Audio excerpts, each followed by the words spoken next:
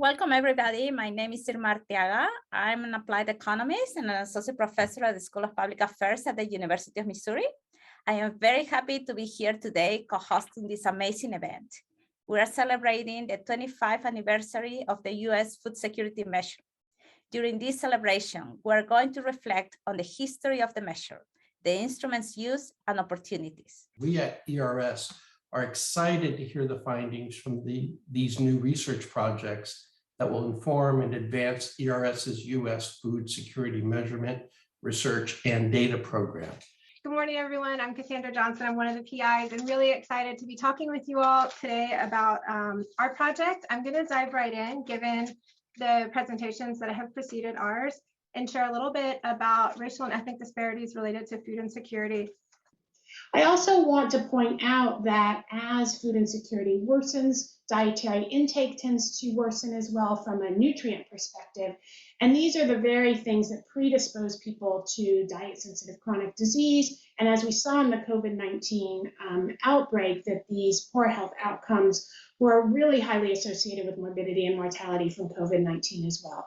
You know, one thing that I'm very happy of, being a young scholar in the field is that in recent years, interest and consciousness around structural drivers of food insecurity in America has increased among researchers, health advocates, and policymakers. But an issue with food is that it is consumed individually, and some hardship experiences, such as skipping a meal or being hungry, are also experienced at an individual level rather than at a group level. We're really thinking about this as a time to sort of take stock of where we were and look ahead and plan for the future.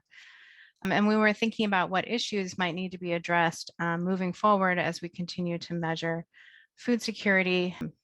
And, I think ERS has shown a commitment over the years to ensure that the food security measure is valid and a strong indicator.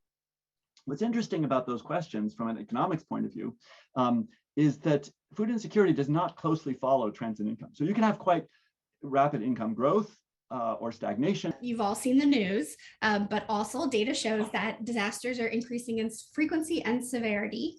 And so having disaster-specific surveillance tools are critical for monitoring our changing climate and community and population changes over time so that we can adapt. Overall, our results support use of the food security survey scores to classify American Indian and Alaska Native adults as food insecure. Items function similarly across groups with a few exceptions, with Brian highlighting the last 3 items on the questionnaire about losing weight and not eating for whole days as questions that may warrant further exploration. In conclusion, a sensitive, specific, and valid abbreviated food security scale that balances respondent burden, time, and or financial constraints with the precision of measuring severity of food insecurity in both adults and children in the same household was successfully developed. It takes a certain amount of courage for a government to want to ask these questions